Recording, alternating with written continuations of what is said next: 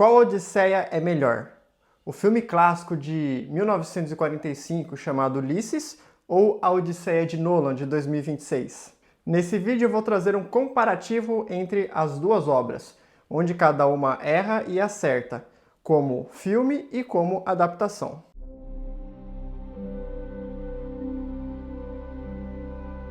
Olá, eu me chamo Rafael Bottigelli e esse é o canal Histórias e Valores, um canal dedicado a explorar grandes obras como filmes, livros e animações e extrair delas o que elas têm de melhor, suas mensagens e seus valores. Vamos começar falando de ambientação, figurino e cenários. No filme Ulisses de 54, a ambientação é muito boa e o figurino também. Ele reflete muito bem aquele ambiente grego. Você vê ali a forma das roupas, as cores, você vê as estruturas, os cenários, como a Ilha dos Feácios, que é um diferencial que o filme de 54 tem e não está presente no Nolan. Tudo isso gera pra gente ali um ambiente genuinamente grego daquela época, remetendo bem a esse período. Em contrapartida, uma crítica que eu faço ali é em referência às armaduras. Para mim, elas são praticamente inexistentes no filme. Então, ou eles estão usando aquelas túnicas ou roupas ali dos gregos, ou então eles estão usando uns trapos de mendigo, que foi algo que eu fiquei horrorizado vendo os homens de Odisseu no barco dele remando e parecendo todos um monte de desabrigados. Já em relação ao Nolan, a ambientação no geral eu fui crítico quanto a ela, gostei da parte de Ítaca, a iluminação, mas achei que as ilhas, apesar de variadas, elas são todas muito frias e repetidas. Não senti ali algo muito diferente, algo que destoasse de uma ilha para outra e fizesse você se encantar com os ambientes. Entretanto, um ponto positivo é que realmente o Nolan traz mais ilhas do que a versão de 54, que é um filme curto e acaba enxutando parte da história. Mas quanto ao figurino, no caso da Odisseia de Nolan, ele é muito genérico. Você pode olhar para aquelas roupas e imaginar que se trata de qualquer filme antigo, de qualquer época passada. Você não distingue pela vestimenta que se refere ao povo grego. Enquanto que em Ulisses, de 54, se você colocar aquela cena para qualquer pessoa que estiver vendo, ela vai falar: ah, que filme é esse? É na Grécia?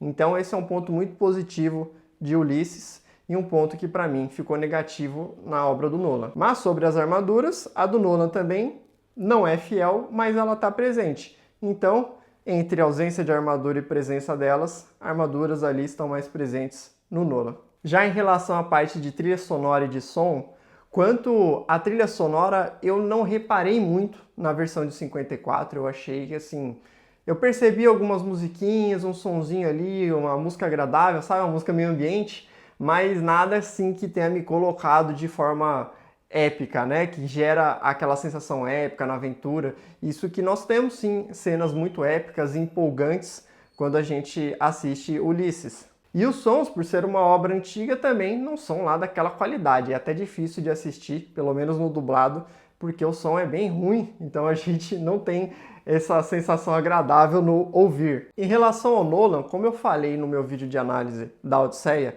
eu achei a trilha quase inexistente.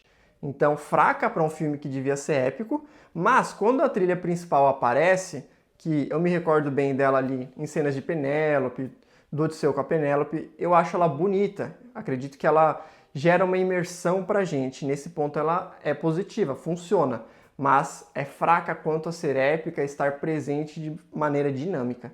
Já em relação aos sons, aí não tem muito o que dizer, os sons atuais são muito bons, as batidas, o mar, os sons de guerra, tudo isso daí ele é de alta qualidade.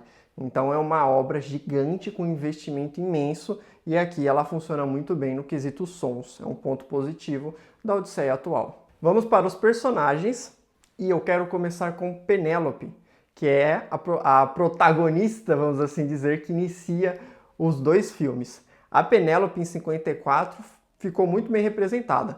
É uma mulher bonita, uma mulher doce, amável, que sofre ali daquela situação de distância do marido, sofre com a questão dos pretendentes, e você repara na personalidade dela, nas reações dela, que o sofrimento dela, diferente da Penélope do Nolan, não é de amargura, é aquela coisa de alguém padecendo de uma circunstância desagradável. Então ela é uma mulher ali que tem esse ar doce, essa feminilidade, e o sofrimento dela não torna ela uma pessoa amargurada. E em relação ao filho, Telêmaco, ela também se posiciona e se relaciona com ele de uma maneira muito superior à do Nolan. Então ela pede ao filho que não vá embora, que não vá até Esparta falar com Menelau, e ela fala: muitas vezes meu filho foi te ver, foi conversar com você, que me deu forças para continuar aqui. Então isso é um ponto muito positivo da Penélope, que na versão do Nolan é totalmente o inverso. Essa Penélope do Nolan, ela é meio grossa, revoltada, rancorosa e amargurada. É um ponto muito negativo, apesar de ser uma atriz bonita, uma atriz que interpretou muito bem, e para mim teve ali as melhores cenas do filme. Essa personagem é aquela mulher chata, aquela mulher que você não gosta dela e que, em termos de mensagem, a dor que ela passa transforma ela de forma negativa, faz ela se tornar alguém amargurado, enquanto que a Penélope de 54, ela não se torna essa mulher, ela continua sendo uma mulher amável, apesar da circunstância. Já em relação ao Telêmaco, no filme de 54, ele é um rapaz também, só que com uma cara mais madura do que nós temos em Nolan. Ele também tem aquela postura de querer resolver, de ir atrás, que é algo que a gente vê na versão do Nolan, só que aqui o filme não coloca ele como um menino fraco. Você olha para ele como um rapaz, mas um rapaz de certa maturidade, até meio homem, e esse é um ponto positivo. Entretanto, o que é negativo é que o arco dele é completamente encurtado. Ele não tem aquela viagem para Esparta para falar com Menelau. Então ele só aparece no início ali do filme e vai voltar no final. Já a versão do Telêmaco de Nolan, ela tem o arco maior, tem a viagem para Esparta, a conversa com Menelau, o retorno, só que essa versão do Nolan, ele parece não crescer. Mesmo ao final do filme, o rapaz ainda parece um menino, não transmite confiança, não transmite liderança, amadurecimento e força pra gente. Tanto que nas cenas de luta, ele passa todas as cenas apanhando de um único homem. Então é um Telêmaco muito fraco. Em relação ao Tino, na obra de 54, ele foi bem representado ali, é aquele cara que é meio inteligente, é ardiloso, que faz a tramóia por trás ali para se casar com Penélope, para matar o Telêmaco, mas aqui é uma versão mais homem, tem mais cara de homem, um cara maior, mais musculoso, uma sensação mais madura, ele transmite falsamente até uma sensação de que seria um homem honrado. Já na versão do Nolan, é um personagem um pouco mais esguio, um personagem que não transmite tanto essa força de tamanho, mas segue sendo ali ardiloso e fazendo os seus planos por trás para conseguir se casar, para pegar o Telêmaco. E aqui na versão do Nolan, ele vira aquele cara desprezível, que você olha e você fala: meu Deus, eu quero que esse cara se lasque. Então, é muito bem representado nas duas obras, cada uma tem uma abordagem. Em termos de desgosto, você vai sentir um desgosto maior com a versão atual, que é feita pelo Robert Pattinson, mas ambas funcionam muito bem. Agora vamos para o nosso protagonista. Aqui na obra Ulisses de 54, ele realmente representa um Odisseu. Ele é um homem forte, um homem bem-humorado, líder, um homem inteligente e perspicaz.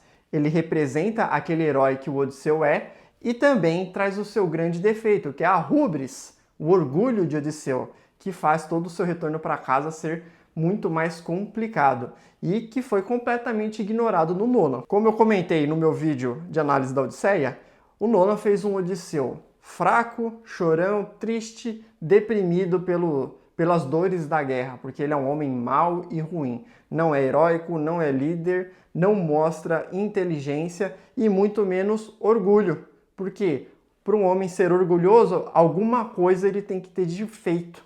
Ele tem que ter feitos para poder se sentir orgulhoso, ele tem que se reconhecer como alguém superior ou diferenciado de alguma maneira, para que assim o orgulho possa surgir. Mas o Odisseu de Nolan, é impossível que esse homem sinta orgulho porque ele é deprimido o tempo inteiro. Agora, um ponto que eu vou comparar entre ambos. O Odisseu de 54 é um cara muito mais bem-humorado, boa pinta, vamos assim dizer, tem uma aparência agradável para a gente acompanhar, uma cara assim que remete mais àquilo que está sendo contado, mas eu achei que, talvez em parte, pelo filme ser curto, a dor dele de retorno para casa, de querer voltar, é menor.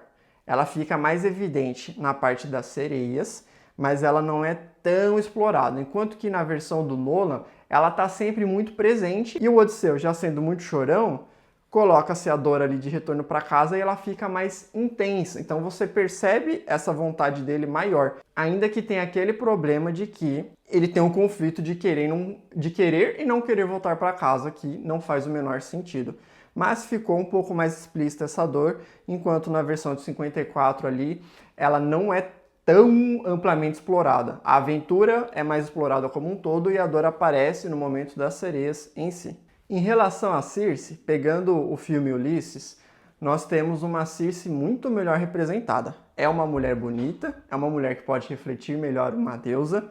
O seu ambiente é realmente ali uma espécie de caverna, castelo, onde você tem as ninfas que trabalham para ela e que trazem coisas para Odisseu. Então a personagem consegue criar atmosfera e de fato acontece para a gente na tela que ela vai entregando prazeres ao Odisseu de maneira que o homem posterga o seu retorno para casa ali durante aquele um ano. Então, na versão de 54, a adaptação dela foi bem interessante, reflete muito melhor a Circe da obra de Romero. Ainda que nós tenhamos ali um filme curto e, por causa disso, muita coisa foi encurtada e inserida em Circe. Então, a trama de Calypso está em Circe, a trama do Hades está em Circe. Isso daí, de alguma maneira, prejudica a experiência. Mas a essência da personagem, o contexto dela, o impacto na vida do Odisseu está muito presente. Aquela coisa dos prazeres e do esquecimento que impediriam ele de retornar para casa. Enquanto que na versão do Nolan, nós temos ali aquela Circe que é uma velha feia, asquerosa, rancorosa, amargurada, que o seu discurso é todos os homens são maus e por isso eu transformo eles em porcos, porque eles são porcos. Então é uma mulher com um discurso horroroso, feio, nojento, a cena dela é feia e que não representa uma deusa, não representa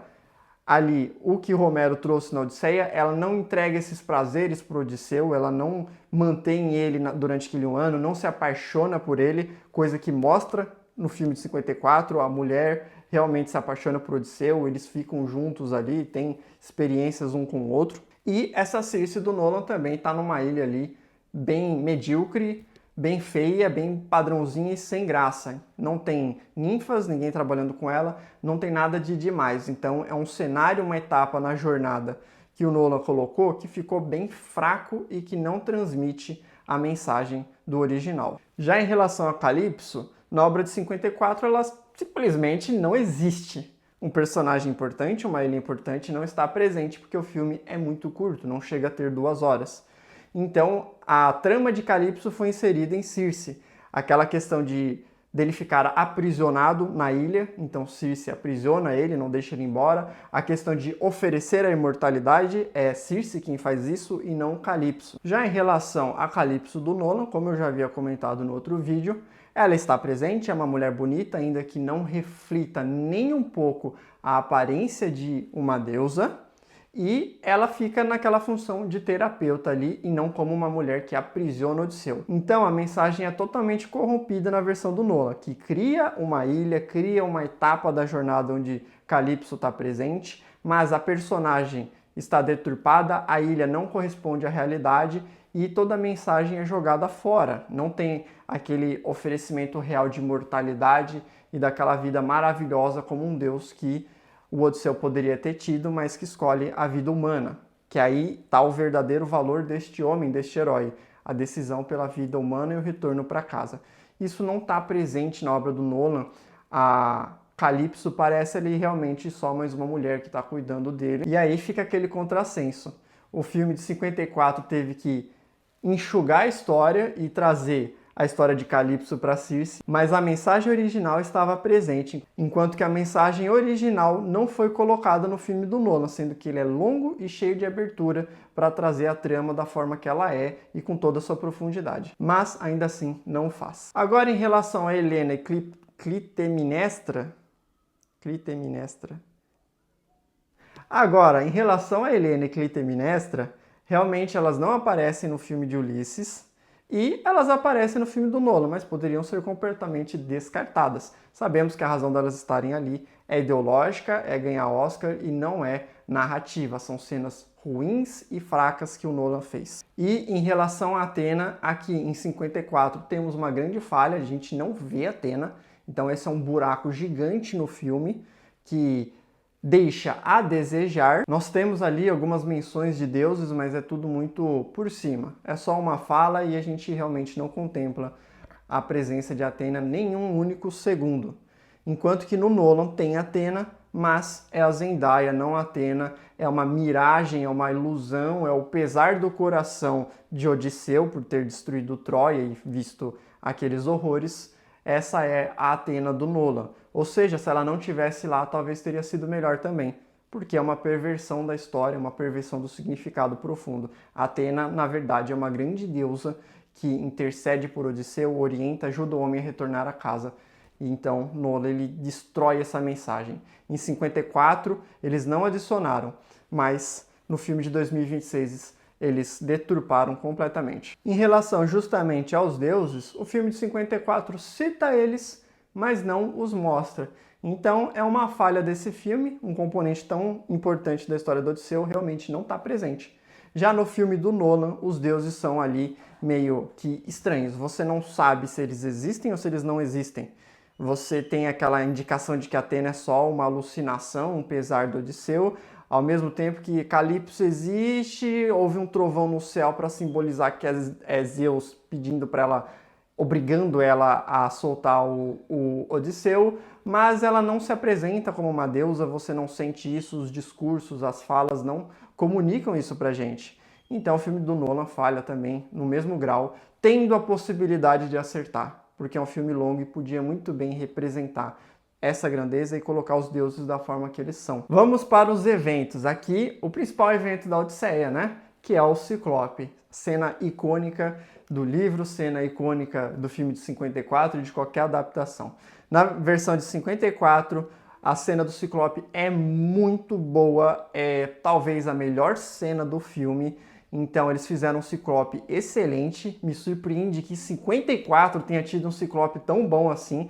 Nós temos o diálogo do Odisseu com o Ciclope, temos ele embebedando o Ciclope para fazer ele dormir, enfiando a estaca no olho dele, conseguindo fugir ali, e depois temos o ápice dessa cena, que é onde revela a rubris, o orgulho do Odisseu, que é ele zombando com o Ciclope. Então, isso que faz parte da história original está presente. Qual é o erro? Eu não sei por que, tendo a cena do Ciclope tão bem feita, eles tiraram a parte que o Ciclope amaldiçoa o Odisseu, e aí que começam a vir os problemas de retorno para casa através de Poseidon. Porque no filme eles inverteram isso, não colocaram o Ciclope amaldiçoando Odisseu, e na verdade quem amaldiçoou Odisseu é uma mulher no início do filme, que está lá em Troia, depois que ele é um homem dele, corta a cabeça do Poseidon em Troia, sendo que isso não existe. E aí ela amaldiçoou Odisseu. Então eles fizeram uma invenção inútil. Era só cortar isso, tacar na parte do Ciclope e ia ficar perfeito. Um grande erro ali, mas tirando este pequeno ponto, o restante da cena é muito boa, vale muito a pena. Eu diria que é o ápice do filme, assim, em termos de qualidade, de adaptação. Já a versão do Nolan não tem nem muito o que dizer. O Ciclope é um monstro horrível, feio, quase uma aberração. Não te transmite nenhum senso de humanidade, vamos assim dizer. Não tem diálogo, não tem nada de interessante. É o pingo de momento que o Odisseu usa um pouco da cabeça dele durante o filme, lidera um pouquinho dos homens dele, né, mesmo sendo aquele choramingão, mas vira aquela coisa monstrengo e na hora que eles estão fugindo, o Odisseu idiota vira e dá uma nova flechada no olho do Ciclope, que é completamente desnecessário. O monstro fica puto, vai e mata mais alguns homens dele. Então ali entra aquele Odisseu burro e medíocre que o Nolan criou. Cena do Ciclope, nota 9,5, vamos assim dizer, para a versão de 54. Nota, 4 para a Odisseia de Nolan. Ficou, para mim, decepcionante. Ah, e dizem, né, que o Nolan é grandioso por não usar efeitos especiais, pouco CGI. E realmente isso é muito legal, ele fez um Ciclope com pouco CGI. Mas é um Ciclope muito zoado. Eu não gostei do Ciclope. Eu Ele não representa o Ciclope da Odisseia, enquanto que os caras em 54 conseguiram fazer um baita de um Ciclope. Aquela Ilha dos Lestrigões, que eu chamei de Homens de Lata na minha análise, não está presente em 54, está só na do Nolan, então vai um pontinho ali, apareceu no Nolan, né? O 54 é muito curto, mas desse pontinho dá meio pontinho ali, porque eu achei muito mal feita a ilha, eu achei a aparência zoada, então assim, não ficou legal, mas tem o ponto dela existir, né? Porém é um ponto assim que se tirasse do filme não faria muita falta. O Hades, na versão de 54, como é encurtado, ele aparece na ilha de Circe, é como se ela mostrasse os mortos ali, não que ele fosse até o Hades. Qual é o ponto positivo? As pessoas que aparecem no Hades são muito mais interessantes. Então você tem o Aquiles, com a frase dele que é icônica ali, não 100% representada, mas aquela frase boa ali de que preferia, né, ser um escravo, um homem comum, do que ser um rei entre os mortos. O Agamenon, que tem na versão do Nolan, aparece também os homens mortos do Odisseu. Na versão original é um homem só, mas legal isso. E também aparece a mãe dele, que tem na versão original, e que ela fala que morreu esperando o retorno do filho. Isso pesa na decisão dele de ir embora da Ilha da Circe ali nesse filme. Então, funciona em termos dos personagens que aparecem e do impacto emocional e narrativo, de certa forma, para o personagem sair e dar continuidade à sua jornada, mas é fraco em termos de ambientação e de contexto. A versão do Nolan, sem dúvida, é uma das melhores cenas do filme, o Hades. A minha crítica continua de que é decepcionante, ele vai para mais uma ilha onde não tem muita coisa e eu esperava que ele realmente descesse ao Hades como está na história original, isso não está presente. Mas existe a jornada do Odisseu ir até o Hades para consultar ali o Tirésio, que vai orientar ele para retornar para casa, isso acontece de fato ali no filme, então é muito bom. Os diálogos dele com o Sinon, eu considerei diálogos médios para bons, tem ali um pequeno trechinho meio, vamos dizer assim, aquele discursinho que é uma merda, mas o resto do diálogo eu achei interessante e o diálogo com Agamenon também foi muito bom. Então a cena do Hades é uma das melhores cenas da Odisseia do Nolan, funciona bem, traz profundidade e foi uma parte que eu achei bem legal, mas seria muito superior se tivesse um Hades efetivo, se tivesse Aquiles, isso daí seria incrível. Então o Nolan, por alguma razão, perdeu a chance de fazer uma cena magnífica, mas dentro de um filme que ele já transformou por completo em outra coisa, não é lá algo que foge muito do padrão. Em relação à parte das sereias, a de 54 é bem interessante. O Odisseu tem aquela postura mais animada, que é diferente do Nolan, então ele se prende, ele fala, não, eu quero ouvir as sereias, eu quero ver o que elas falam ali, né? Então, porque ele é orgulhoso, ele quer ter o conhecimento, ele quer ter as coisas. A cena é muito boa e aqui nessa cena mostra o pesar dele, a vontade de retornar para casa, porque as vozes que ele escuta das sereias é como se fossem a esposa dele, o filho dele, Telêmaco, e a cena é bem feita. A interpretação é muito boa, você vê que ele agoniza, angustia, o pescoço dele fica meio roxo aqui, então é um ponto muito positivo para o filme de 54. E na versão do Nolan também é uma cena interessante, em termos de atmosfera, em termos sonoros, funciona muito bem.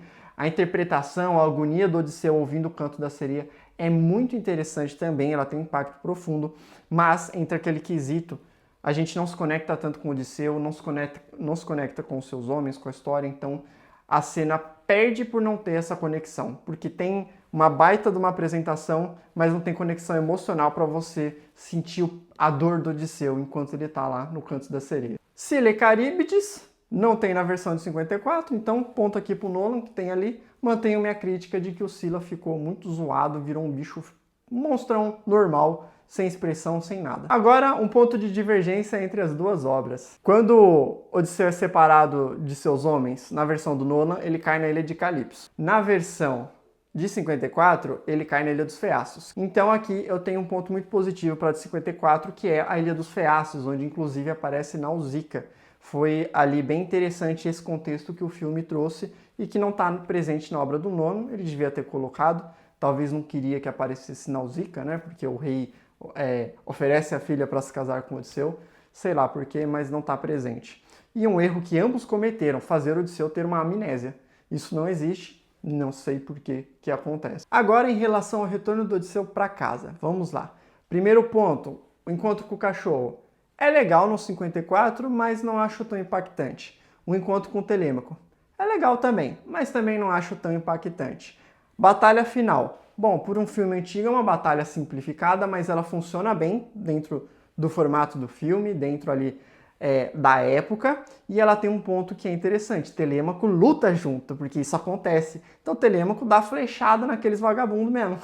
Então Telêmaco realmente dá flechada nos pretendentes. Eu queria muito que isso tivesse acontecido no Nolan. Em contrapartida, a versão do Nolan, eu gostei muito da cena do cachorro, para mim funcionou super bem, representou muito bem ali a Odisseia original, foi uma cena rápida, sucinta, mas emocionante, porque construiu essa coisa do cachorro desde o início do filme. O encontro dele com o Telêmaco eu achei bonito, então deu um match interessante entre os atores ali, você sente aquela coisa de pai e filho, foi muito legal. A batalha final, ela é interessante, ainda que tem um excesso de luta, só que ela perde ali naquele quesito de ter o Telêmaco participando, e na participação dele é bem medíocre, ele tentando derrubar um único homem, né? A obra de 55 tem algumas simplificações e encurtamento da história devido às limitações cinematográficas da época.